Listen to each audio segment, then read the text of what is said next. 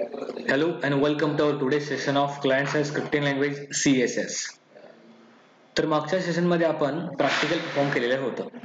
तर या सेशन मध्ये आपण प्रॅक्टिकल नंबर 6 आहे ते परफॉर्म करणार आहोत. त्याचं नाव आहे create a web page using form element. तर फॉर्म एलिमेंट मध्ये कोणकोणत्या गोष्टी येतात ह्या आपण ऑलरेडी डिस्कस केलेलं आहे. जसं की फॉर्म मध्ये येतात ते म्हणजे पहिलाच फॉर्मचा सिंटॅक्स म्हणजे ओपनिंग टॅग आणि क्लोजिंग टॅग. त्याच्यानंतर येतात तो आहे इनपुटचं टॅग की जे इनपुटचं काही टाईप असणार आहेत, जे की टेक्स्ट असेल, पासवर्ड असेल, सबमिट बटन असेल, रिसेट असेल, रेडिओ बटन असेल किंवा चेकबॉक्स. ह्या ज्या सगळ्या गोष्टी आहेत त्या आपण फॉर्म एलिमेंट मध्ये इंडिव्हिज्युअली लेक्चर सेशन मध्ये पाहिलेल्या आहेत. तर आजच्या सेशन मध्ये आपण प्रॅक्टिकल ह्याच्यावरती परफॉर्म करणार आहे आणि याच्यामध्ये प्रत्येक फील्ड आणि प्रत्येक टॅग यूज करून आपण एक सिंपल फॉर्म जनरेट करणार आहोत.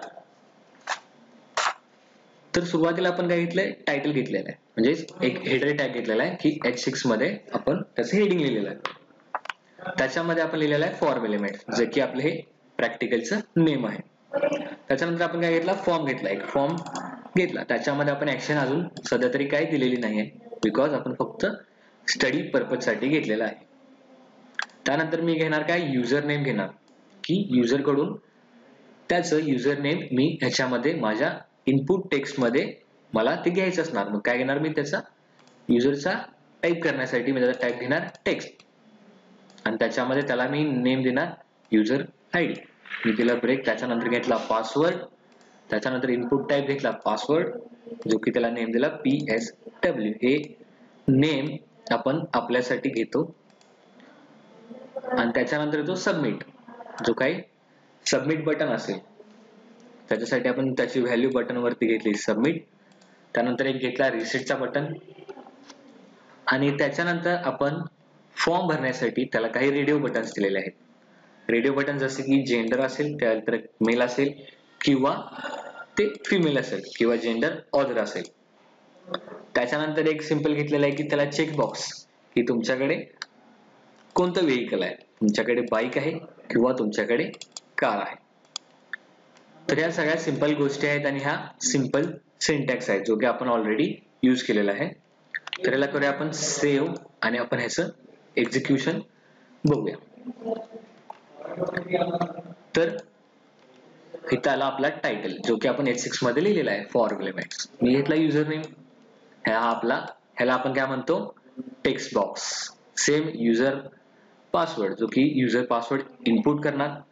सेम इथे टेक्स्ट बॉक्स आणि मी घेतला सबमिट बटन. ज्यावेळेला मी युजर नेम टाकेन, पासवर्ड टाकेन आणि सबमिट करेन, किंवा जर ऑलरेडी युजर किंवा युजरनं नेम पासवर्ड टाकला असेल त्याला रिसेट करण्यासाठी आपण रिसेट बटन ठेवलेलं आहे.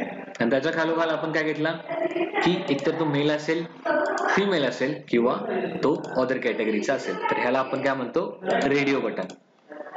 आणि तो ट्रॅव्हल कशा प्रकारे करतो, तो इधर बाईक वरून करतो किंवा कार वरून, किंवा त्याच्याकडे दोन्ही असेल तर तो दोन्हीला चेकबॉक्स करू शकतो आणि सबमिट बटन क्लिक करू शकतो.